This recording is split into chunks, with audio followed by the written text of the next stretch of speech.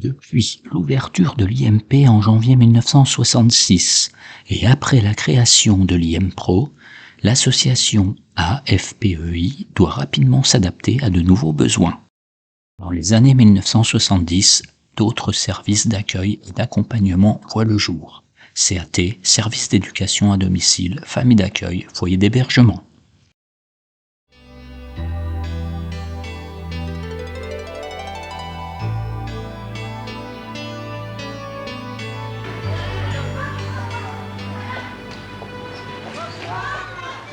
On a commencé avec l'IMP, les enfants avaient pas 12 ans, donc entre 8 et 10, 12. Et on a été après jusqu'à 20 ans à l'IMPRO. Et après on a embauché M. Debar qui a fait le CAT.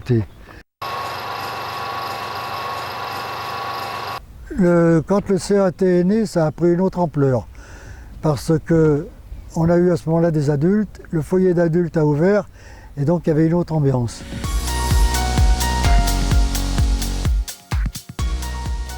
On met sa tête de la roche. Mais je ne me rappelle pas.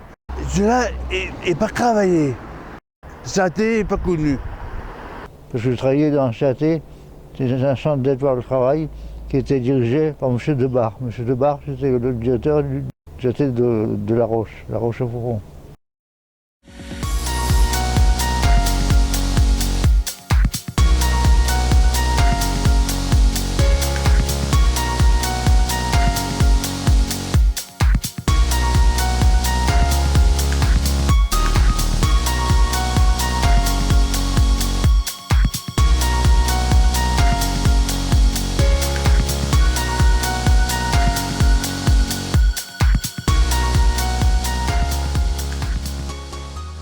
Je ne me souviens pas très bien avoir fait comme travail durant ces 20 ans de travail en CAT.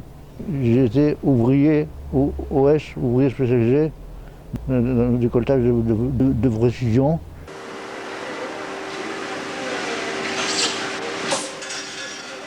Mon travail consistait à percer des haches longs, des haches courts et des haches moyens. Et je faisais ça sur un tour à métaux.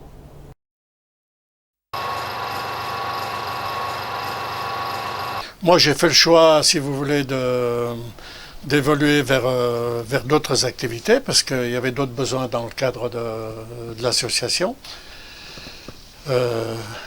J'ai fait une période d'intérim au départ de M. Leca, qui était le directeur au niveau de l'hébergement, et au foyer La Tour. Le premier foyer que j'ai fait, c'est le foyer d'accueil de La Tour, à La Roche-au-Foron, qui était dirigé par M. Leca, M. et Mme Leca. Et M. Leca venait de Normandie. Les familles d'accueil ont eu un rôle important dans la vie de l'association. Elles accueillaient des enfants et adolescents qui habitaient trop loin de l'IMP. Pour les enfants qui habitent trop loin, on a trouvé un autre moyen pour les loger, la famille d'accueil. Le milieu rural, c'est aussi un apprentissage de la vie. Madame donc a déjà reçu plus d'une dizaine d'enfants. Les difficultés, on en rencontre tout le temps. Mais bon, faut se rôder, Et on a toujours eu des grands, c'est-à-dire des garçons entre 14 et 20 ans. Ouais. Ça n'a pas toujours été facile. Quel genre de problème ça vous a posé? C'est des problèmes de discipline. Bon, moi, j'aime assez la discipline. La discipline que je fais respecter à mes enfants, j'aime que ces enfants la respectent aussi. Moi, j'estime qu'il faut prendre ses enfants comme les siens. Il ne faut pas faire de différence. C'est ce que j'ai essayé de toujours faire, déjà pour les intégrer avec les miens.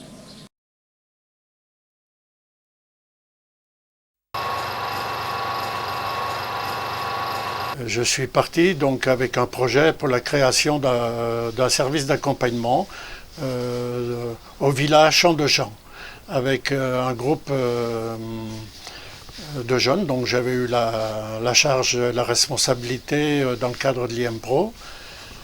Donc on se connaissait bien. Et là, mon travail, si vous voulez, étant de leur trouver du travail chez des entrepreneurs ou des entreprises. Eux, donc, se déplaçaient dans l'entreprise avec un poste adapté dans l'entreprise. donc des gens qui ont quand même relativement une bonne autonomie, déjà au niveau des transports pour se rendre sur leur lieu de travail. L'Institut d'Amancy reçoit des enfants handicapés mentaux et des cas de pathologie mentale, enfants autistes ou épileptiques par exemple. Le premier travail, c'est l'apprentissage de l'hygiène, cette autonomie essentielle acquise. Vient ensuite l'éducation la plus difficile, la socialisation. Il faut s'habituer à la présence de l'autre, des autres, les accepter, communiquer avec eux. Un enfant handicapé se met en marge des autres, handicapé ou pas. Si les éducateurs parviennent à l'intégrer, à le démarginaliser, ils ont presque cause gagnée.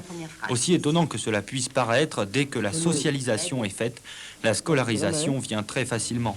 Bien sûr, ces enfants n'arriveront pas à un très haut niveau, mais ils progressent très vite en général. Le but de l'Institut, c'est l'autonomie de l'enfant, répétons-le. La réussite dans ce domaine est exemplaire. Pourtant, depuis quelques années, l'Éducation nationale prend dans ses sections spécialisées des enfants à handicap moyen. Cela fait presque du tort à l'IMP.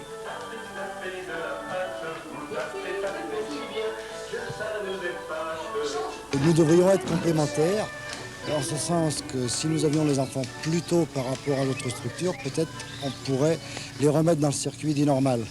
Ceci étant dit, c'est vrai qu'aujourd'hui, les parents préfèrent mettre leurs enfants à l'éducation parce que le mot handicap n'y est pas employé. Alors que le mot spécialisation pour nos structures est un peu gênant et on a peur de mettre tout de suite sur le dos de l'enfant une étiquette qu'il risque de garder longtemps. Vous le voyez, les grands sont autonomes, à des degrés évidemment, et même si crise économique oblige, ils ne trouvent pas d'aide par le travail, leur permet d'être productifs. La majorité possède son propre appartement, pour eux c'est beaucoup, pour l'Institut c'est une réussite. Dans les années 1980, d'autres changements importants vont donner à l'AFPEI une dimension encore plus importante avec un service accompagnement, un deuxième CAT à Bonneville, une section sport adaptée, un foyer d'hébergement, un foyer de jour. L'AFPEI ne cessera de s'agrandir.